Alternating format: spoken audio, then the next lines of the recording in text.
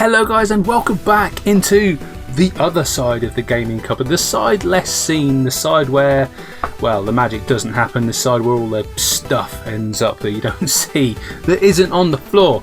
But we're back for a video, and it's about time I've done a video. I've been wanting to do this for a while, but I haven't had any free time to do it. It's a response to Gurnaldinho Plays and his Spell Your Name in Games. So the premise of this video, I think, is just to pick computer games you love, and the starting letter of the said game, they've all got to spell out your name, like one letter at a time. So I'm going to do it with my full name, Nathan, because I don't use it very often, to be fair, and it's usually the one I use when I'm being told off. But for this video, I'm going to make an exception and I'm going to do it. So I have, therefore, 6 games here. At least I think I do. Yeah, I just can't count. 6 games to spell out my name, and I've tried to make it a little bit more interesting because there's going to be a little bit of a story with some of these games, and I've tried to do it so I haven't got one from the same console.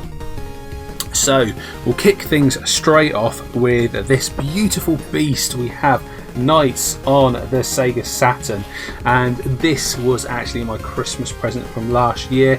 Really happy to track this down.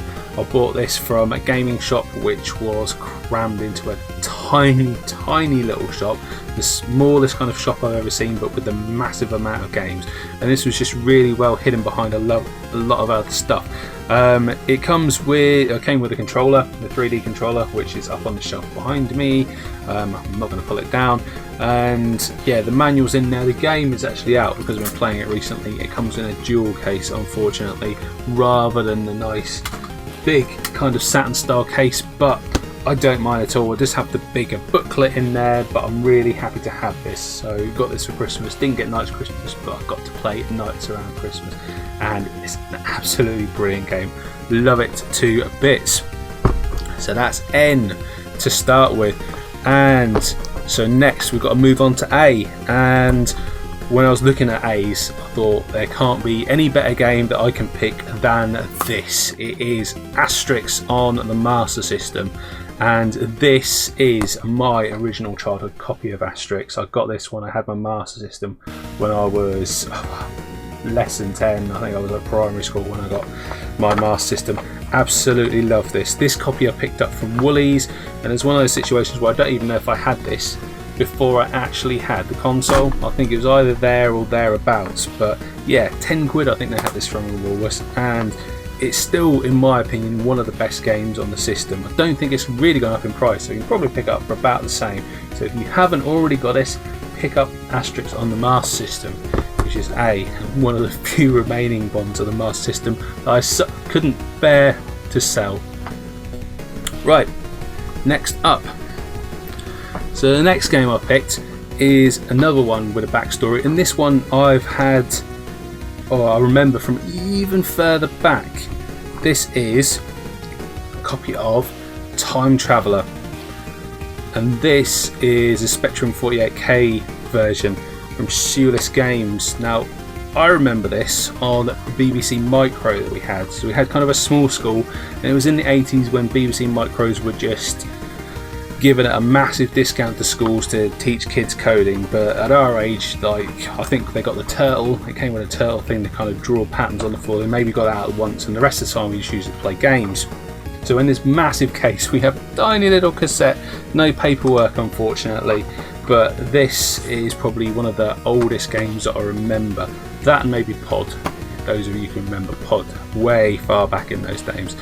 And yeah, I remember playing this on the BBC computer. I couldn't remember much about it. I could remember it had to ask you questions, and then you had to get through a maze to a portal, and that's about it.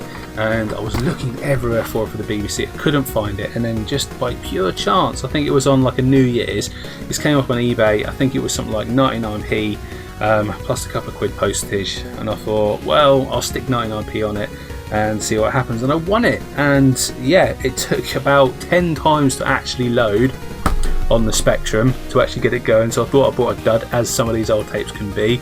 But yeah, Time Traveller is T for Time Traveller.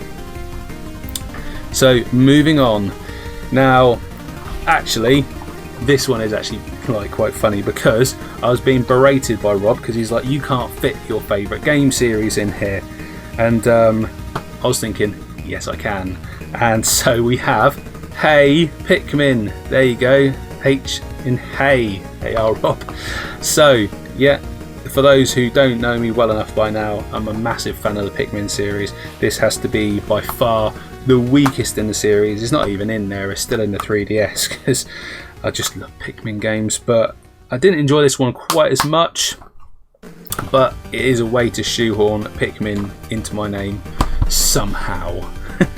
So yeah, H for Hey Pikmin. Now the last two games I've picked some that I really want to put some time into and really haven't had a lot of time to actually do that. So that is why they're making this list, in the hope that I will actually finally play these flipping games which have been on my shelf for so long. So for A, the next up we have Azure Striker Gunvolt, the Striker pack, which you can see is still in the plastic. For those who are questioning that they can't see Azure on the front because it's in really difficult to read right now, Azure Striker Gunvolt Striker pack. So this is supposed to be very much kind of like a Mega Man-y style game, I believe. It looks really gorgeous, and I picked this up from absolute steal last year, I think it was. So I really need to get on and play it. The Striker pack includes both, I think it's either 2 or 3 games that are out on the 3DS, and this includes those ones. So happy to have Azure Striker Gunvolt, and unfortunately not happy that I've left it on the shelf so long. So hopefully I'll now actually pick it up and play. Which brings us pretty much full circle back to the letter N.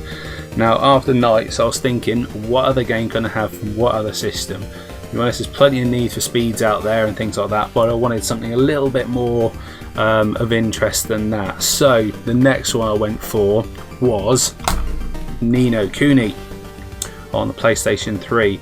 Why did I pick this one? Because again, it's a game that I just said I just want to sit down and play, and I just haven't had time.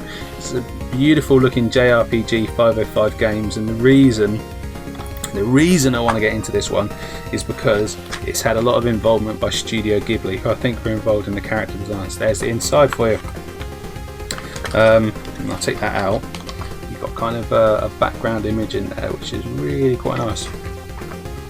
So yeah, it's 505s, and it's got involvement from Studio Ghibli, in which I absolutely love Studio Ghibli, so I need to get on and play this one. So level 5 games, Ni no Kuni is the last one in Nathan. There you go guys, there are my 6 games. About time I actually did this video. I hope you've enjoyed it, I hope you've liked my picks. If you haven't played them, I recommend checking all of them out, even Time Traveller if you can find it, if you have the means. In the meantime, please check out all the other people who've done this. Loads of people have done this. I'm probably one of the last people to actually respond, but there's probably still some more out there who are, you know, as bad as myself in getting videos out. But I hope you've enjoyed. Please go over and check the other people's videos, and I'll see you all in the next one. So take care and bye for now.